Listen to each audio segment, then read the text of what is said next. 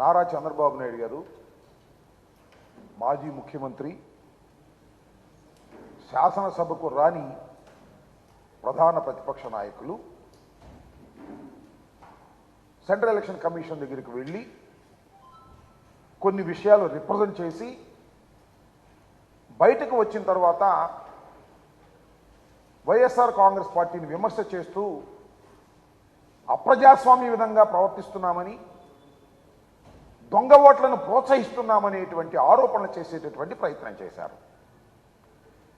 చాలా చిత్రమైన విషయం ఏంటంటే, ఆయనతో పాటుగా వైఎస్ఆర్సీపీని మోసం చేసి డబ్బు తీసుకొని తెలుగుదేశం పార్టీకి ఓటు వేసినటువంటి ఎమ్మెల్సీల్లో ఓటు వేసినటువంటి తాడికొండ శాసనసభ్యురాలు శ్రీదేవి గారిని వెంట పెట్టుకెళ్ళారు. దేనికి వెళ్ళారు? దొంగ ఓట్ల మీద ఫిర్యాదు చేయడానికి దొంగ ఓటర్ని ఎమ్మడి పెట్టుకుని వెళ్ళినటువంటి సందర్భం. ఎంత దుర్మార్గం నాకు అర్థం కాల. వైఎస్ఆర్సీపీలో ఫ్యాను గుర్తు మీద గెలిచి మొన్న జరిగినటువంటి శాసనమండలి ఎన్నికల్లో తెలుగుదేశానికి అమ్ముడుపోయి చంద్రబాబు గారు చెప్పినట్టుగా ఓటు వేసినటువంటి శ్రీదేవి గారిని వెంట పెట్టుకొని వెళ్ళి మా మీద కంప్లైంట్ చేసే ప్రయత్నం చేస్తున్నారు. ప్రజాస్వామ్యం మీద గౌరవం ఉన్నట్టుగా నటిస్తున్నారు. ఇంకా నయ్యం, మేకపాటి చంద్రశేఖర్ రెడ్డిని, ఆనవ రామనారాయణ రెడ్డిని, కోటమిరెడ్డి శ్రీధర్ రెడ్డిని వీళ్ళని కూడా ఎమ్మడి పెట్టుకెళ్తే ఇంకా బండారం బాగా బయటపడేది. నేను ఒకటి చెప్తున్నా ఈ సందర్భంగా, అసలు ఈ దేశంలో ప్రజాస్వామ్యం మీద నమ్మకం లేనటువంటి రాజకీయవేత్త ఎవరైనా ఉన్నారు అంటే 100కి 100 మార్కులు వేసేటటువంటి వ్యక్తి నారా చంద్రబాబు నాయుడు గారు. ఆయనకి ప్రజాస్వామ్యం మీద ఎప్పుడూ నమ్మకం లేదు. ఆయనకి నమ్మకం వల్ల ఉంది దేని మీద ఏంటంటే క్యాష్ మీద, కుట్రల మీద, కుతంత్రాల మీద, మ్యానిపులేషన్స్ మీద. ఇవి చేస్తూ మాత్రమే ఇంతవరకు ఎదిగినటువంటి వ్యక్తి తప్ప ప్రజాదరణతో ఎదిగినటువంటి వ్యక్తి కానే కాదని నేను ఈ సందర్భంగా మరొకసారి చెప్పదలుచుకున్నా. ఒక్కసారి వెనక్కి వెళ్ళి చూస్తే ఈ రోజున ప్రజాస్వామ్యంలో ఎన్నికల్లో ముఖ్యంగా ఆంధ్రప్రదేశ్లో ఎంత ఖర్చు అవుతుందో నేను ప్రత్యేకంగా చెప్పాల్సిన అవసరం లేదు. Most costliest elections only in Andhra Pradesh. Karnataka కానీ, తెలంగాణ కానీ, నార్త్ సైడ్ కానీ ఎక్కడ చూసినా ఇంత కాస్ట్లీ ఎలక్షన్స్ ఉండవు.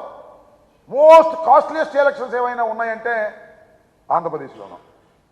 కారణం ఏంటో తెలుసా మీకు? ఒకసారి గుర్తు చేసుకోండి.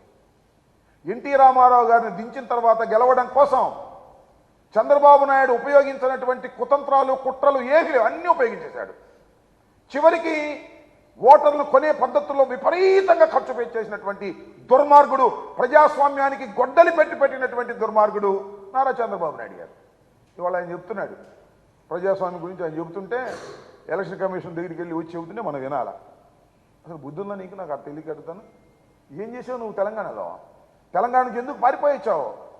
ఒక ఎమ్మెల్సీ ఎన్నికల్లో ఒక ఎమ్మెల్సీని, టీఆర్ఎస్ ఎమ్మెల్సీని కోట్లు పెట్టి కొనడానికి నువ్వు ప్రయత్నం చేసి డైరెక్ట్గా పట్టుబడిపోతే కదా నువ్వు ఆంధ్రప్రదేశ్ 10 సంవత్సరాల వరకు రాజధానిగా ఉండవలసినటువంటి హైదరాబాద్ను వదిలి పారిపోయి ఇక్కడికి వచ్చినటువంటి సందర్భం. నువ్వు ప్రజాస్వామ్యం గురించి నువ్వు మాట్లాడుతున్నావు. ఎంత దుర్మార్గమైన విషయం నాకు తెలియకడుగుతాను. అసలు కుప్పంలో ఏంటి నీ పరిస్థితి? ఇప్పుడు గెలిచిన ప్రతిసారి కూడా కుప్పంలో దొంగ ఓట్లతో మాత్రమే గెలిచినటువంటి రాజకీయ నాయకుడు నువ్వు. ఇవాళ దొంగ ఓట్లన్నీ తీసేసే కార్యక్రమం వచ్చింది. ఫిర్యాదులు వెళ్తున్నాయి. పర్ఫెక్ట్గా జరిగితే అవుట్. చంద్రబాబు నాయుడు గారు కుప్పంలో ఓడిపోవడం ఖాయం అనేది ఆయనకి తెలుస్తుంది, తెలుగుదేశం పార్టీకి తెలుస్తుంది, ప్రజలకు కూడా తెలుస్తుంది. ప్రజాస్వామ్య పద్ధతుల్లో ఎన్నికలు జరిగితే దొంగ ఓట్లు పూర్తిగా తీసివేస్తే నారా చంద్రబాబు నాయుడు గారు కుప్పంలో కూడా ఓడిపోయే పరిస్థితి ఉంది. దొంగ ఓట్లతోనే రాజకీయం చేసినటువంటి దొంగ రాజకీయ నాయకుడు చంద్రబాబు నాయుడు గారు. అలాంటి చంద్రబాబు నాయుడు గారు ఇవాళ మా మీద ఆరోపణలు చేస్తున్నాడు. నేను ఒకటి మనవి చేస్తున్నా రాష్ట్ర ప్రజానీకానికి, మేధావులకి, ఓటర్లకి, మాకెందుకండి దొంగ ఓట్లు? 5 సంవత్సరాలు చిత్తశుద్ధిగా పరిపాలన చేసినటువంటి ప్రభుత్వం ఇది.